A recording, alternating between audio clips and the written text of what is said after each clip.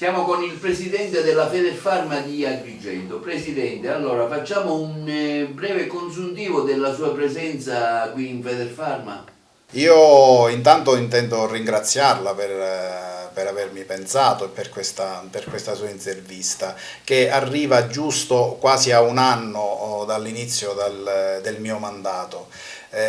Abbiamo cominciato all'inizio di quest'anno con il richiedere la vaccinazione per il personale sanitario e per i farmacisti in particolare, e adesso stiamo finendo l'anno con i farmacisti e il personale sanitario che andrà a fare la terza dose, o meglio la dose di richiamo del vaccino.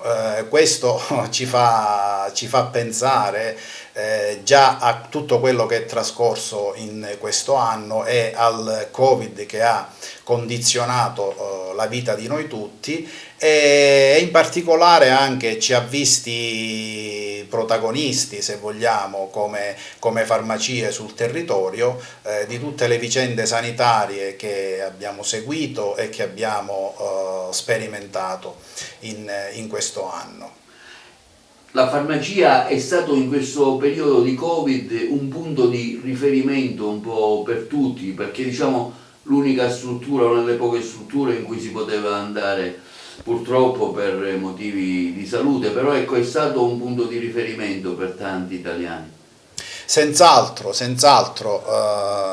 ovviamente in tutta Italia, non solo nella nostra provincia o nella nostra regione. Basti pensare che quando c'è stato il lockdown solo le farmacie e i negozi di alimentari erano aperti, come sappiamo. Giustamente altri operatori sanitari, a cominciare dai medici di famiglia o anche dalle strutture sanitarie pubbliche, hanno un po' chiuso le porte appunto per rispettare i protocolli e per paura del contagio. Le farmacie sono rimaste aperte, hanno accolto la popolazione, oltre alla loro funzione di dispensare farmaci, che è la loro mission primaria.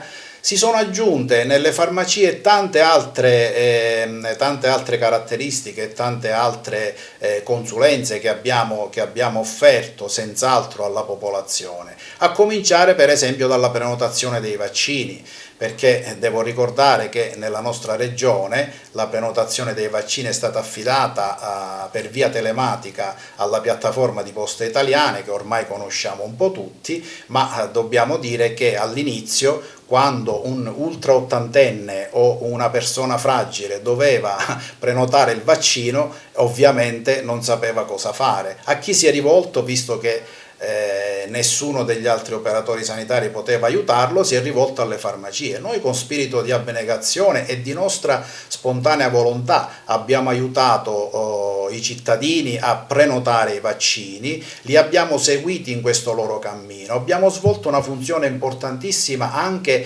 nell'opera di convincimento della gente, che all'inizio era scettica, aveva dei dubbi, come continua ad averli, per carità. Infatti anche oggi stiamo assistendo a situazioni di questo tipo, ma hanno trovato sempre nella farmacia una struttura e soprattutto delle persone, dei professionisti che li hanno aiutati, li hanno consigliati e li hanno seguiti sicuramente.